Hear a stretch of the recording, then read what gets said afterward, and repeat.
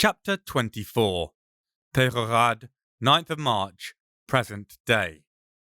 Meal's positive effects are completely wiped out. I'm pissed off and ready to bring the pain.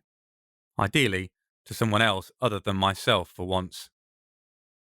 It's about a 15-minute drive through the town of Bidash to get to the turn-off phone Dick described, nestled into the forest. The trees seem to mock me as we pull off onto a single-lane road. Their branches are barren from the winter months, yet cloaked in the green of strangling ivy, a semblance of borrowed life. I wonder if they look at me and see the same thing. We pass by a couple of houses, bright-faced and airy, before reaching the end of the line, the dirt track narrowing even further, the bridge's hump visible down the winding trail. Leaving the car with its hazard lights flashing, aware of the way locals speed on presumably abandoned roads, we head for the only visible edifice, an ancient mill house accompanying a stone bridge. It looms large, red-shuttered and closed off. Someone clearly lives in it, but no one is currently home. It's dark, lifeless, locked up. There's no other car here but ours.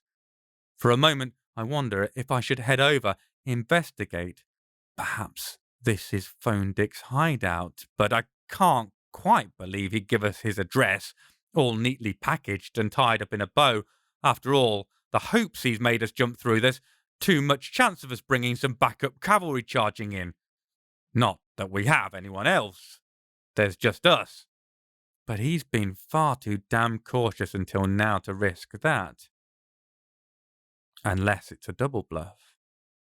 My eyes narrow on the house. I shake my head. Nah, that would be ridiculous. Midges swarm over the water's surface, the mid-afternoon warmth enough to call them to their dance.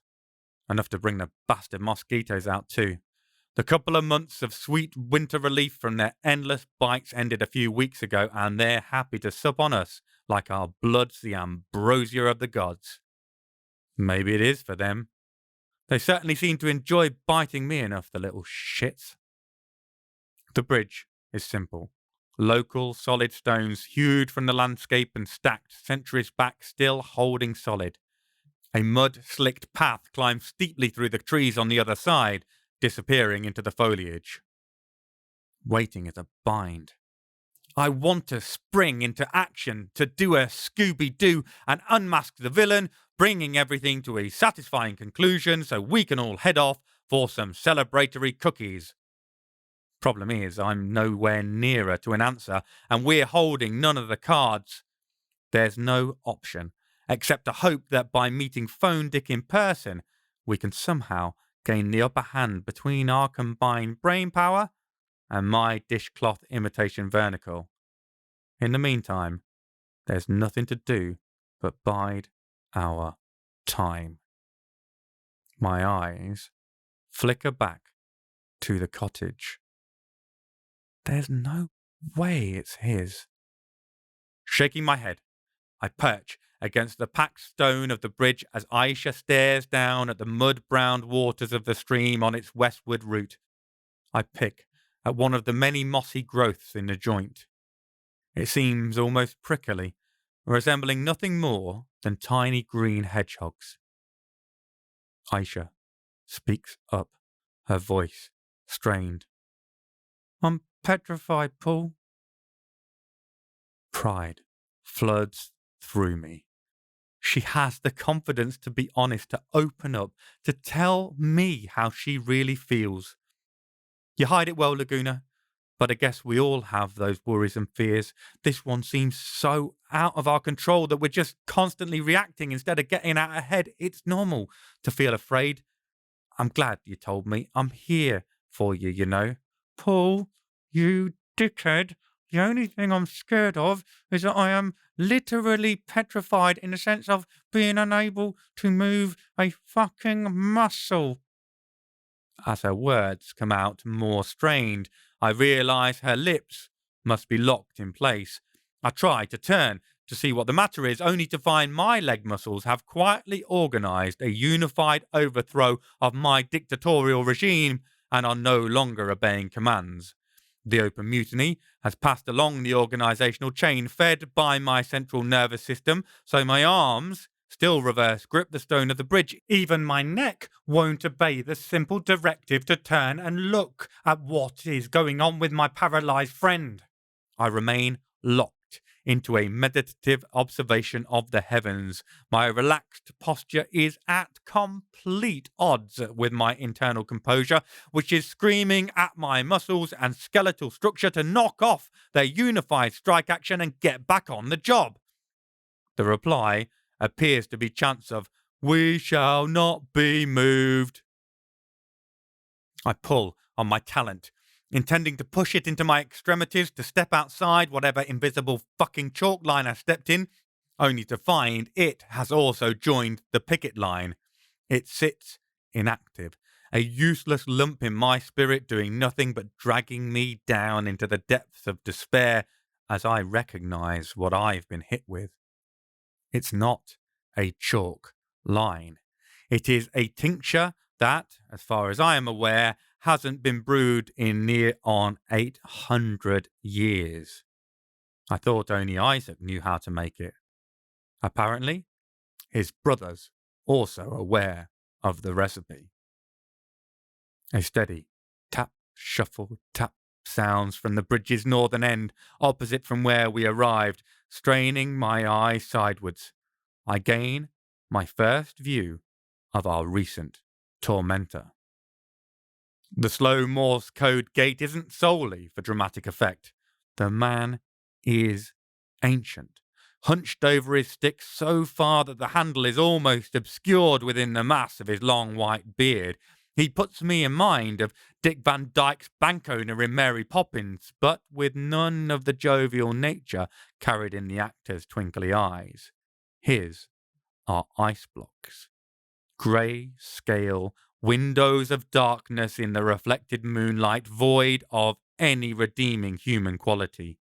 They are pitiless and mirthless and entirely determined, holding that controlled craziness of one who's passed through madness and arrived on the other side at a rationality only belying their utter insanity.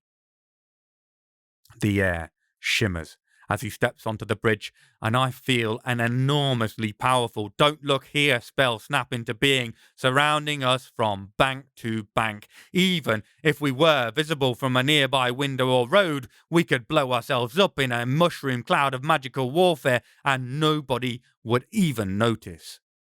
My head starts to follow my eye movements, and I feel a moment of hope, even magicless.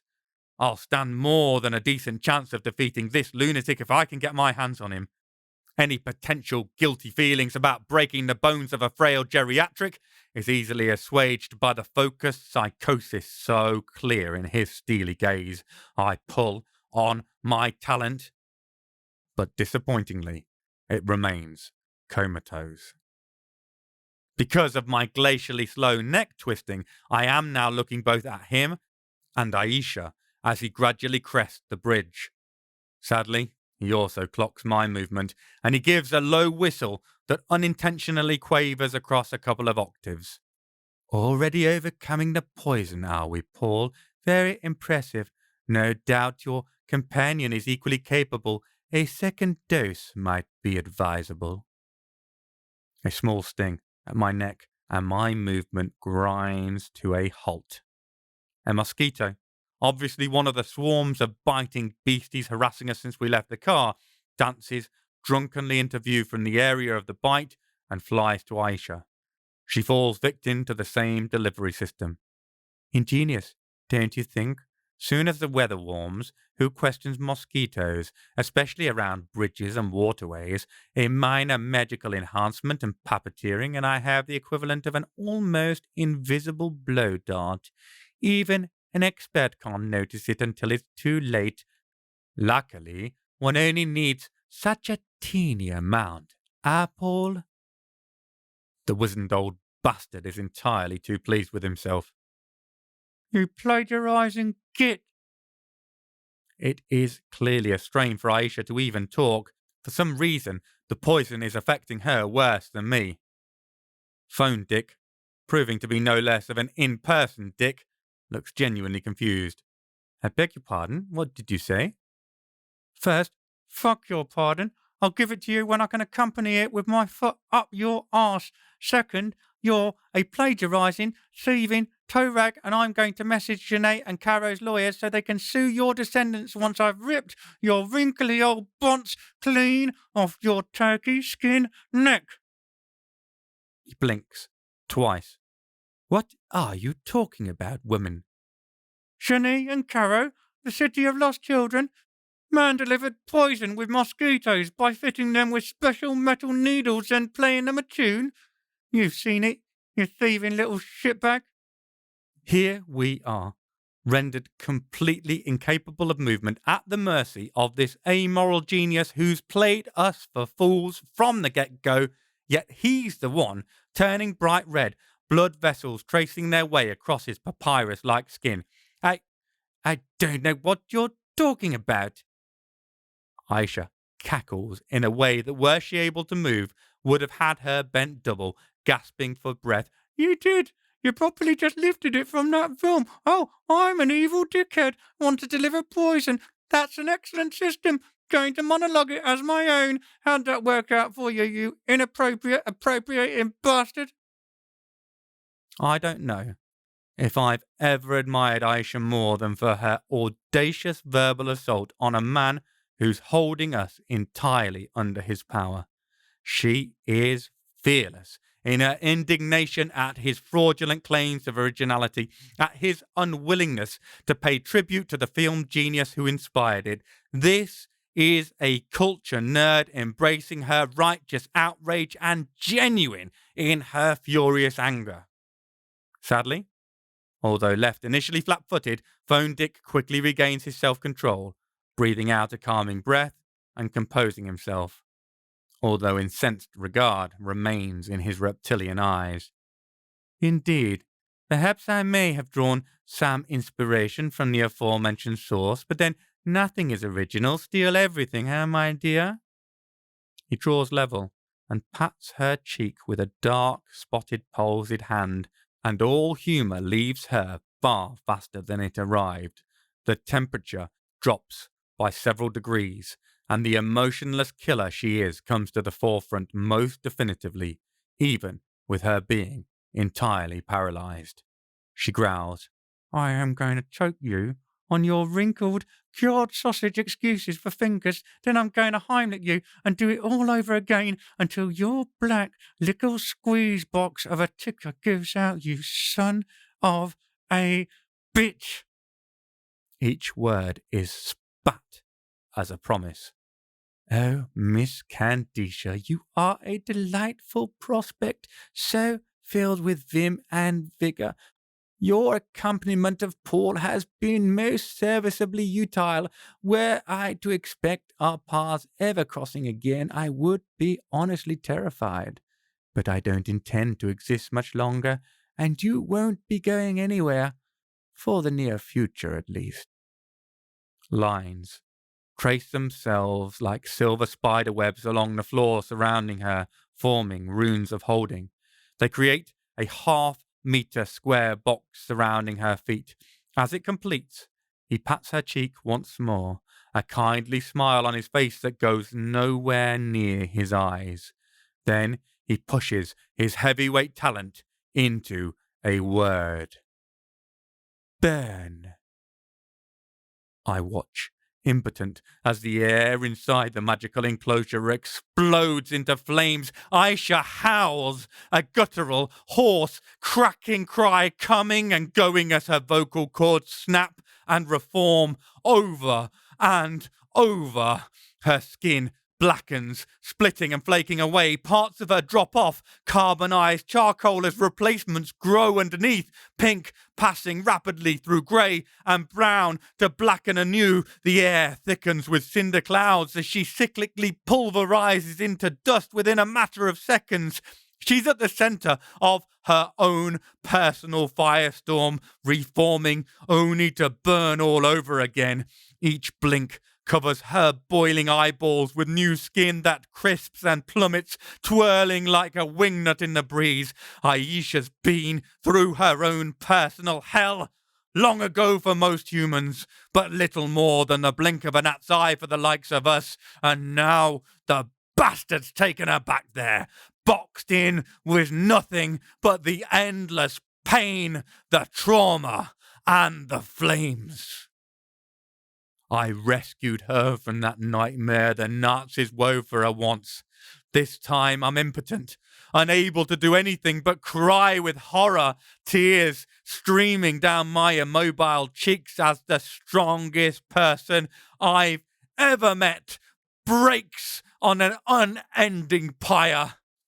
It's unbearable. Her hoarse, choking screams. The rippling heat waves hovering over every inch of her. The burnt barbecue smell that wafts up my nostrils. I can't stand it. All I want is to make it stop. I'll do anything to make it stop. Of course, the bastard who's done this to her doesn't seem bothered in the slightest. Without a sound, without even acknowledging her, he turns his back and she's dismissed from his mind irrelevant. The decrepit madman plods in my direction, dragging his weaker foot by a force of will, suggesting it's not a new infirmity. Now it's my turn to be on the receiving end of his paradoxical regard. "I'll be seeing you soon, Paul," he says softly.